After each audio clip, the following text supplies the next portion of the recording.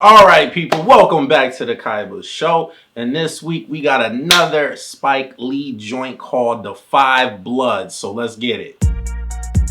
Welcome to the Kaiba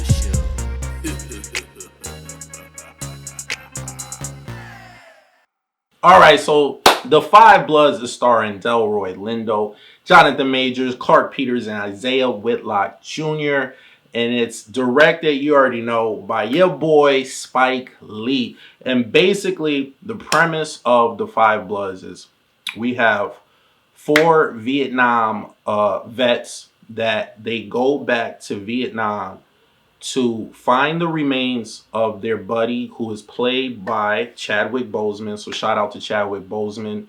Their fallen brother. They want to find his remains and a huge amount of gold bars that Chadwick and the four of them hid because it was supposed to be a payment to the Vietnam people, but they decided to take it for themselves and they hid it.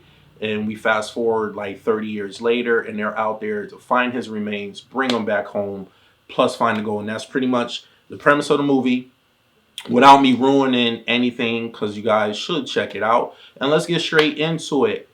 Basically, I dug it. The movie was okay. It's not the typical war movie. So don't go into this movie thinking that you're going to see a lot of bloodshed. There is bloodshed in the movie, but it's more to that. This movie is about the camaraderie between these five. Even though Chadwick Boseman died, they do flashback scenes and you see the brotherhood between the five of them. There was one thing that was kind of weird that kind of threw me off that I didn't like was they didn't de-age none of the Vietnam vets. So they basically was their old selves playing their younger selves in these flashback scenes. So that kind of threw me off. Either we got this technology now, Spike, and I'm pretty sure you're aware of that. So we have the de-aging technology. So either de-age these men or just get younger actors to play them in the flashback scenes. So it kind of threw me off real quick. I was like, wait a minute, are we back in the late 60s, early 70s? Because these dudes look the same. So it threw me off real quick. And then I realized, like, okay, we are back there, but for some reason, they're still their old selves that we're seeing today in the modern part of the story. So, like I said, the movie it's more to it. And you see how the Vietnam War definitely played a toll on these soldiers. I remember growing up how my mom would tell me that people didn't respect the soldiers when they came back home. You know, they called them baby killers and stuff like that. Like, it was really a war that we shouldn't have been involved with to begin with. And this movie just reminds you of that and how you kind of feel bad for them because one particular character is suffering from serious PTSD. And you see how even with that, how that takes a toll on them. They're in the jungle, it's hot. And like they said, money is the root of all evil. So they even begin to start fighting over, this is my share. I'm going to do what I want with my share. Don't tell me what to do. I guess they made a pact back then that they was going to give up a good amount to the black cause. So there's a lot of fighting that takes place out there. Like I said, you already know when it's hot, the heat makes you do crazy things. So they going crazy a little bit, fighting amongst each other, but they got to stay together. You know what I'm saying? They got to stay together so that they could get out of this crazy jungle alive. So the acting was pretty good. I like the acting. The storyline was straight. Like I said, don't go into this movie thinking that you're about to see crazy Vietnam War bloodshed. There are flashback scenes where you see them in little combat situations, but nothing heavy. The movie there's more to that with this movie, and that's the part that I liked.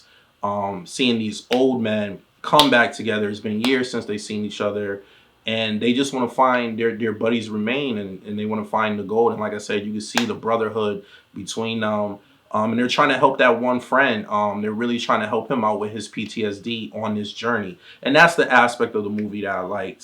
So like I said, don't go in there expecting a whole lot of action. It's not that type of movie. And just go in there and watch it for what it is. It's a decent storyline. It's not the craziest, best storyline, but it's a decent one.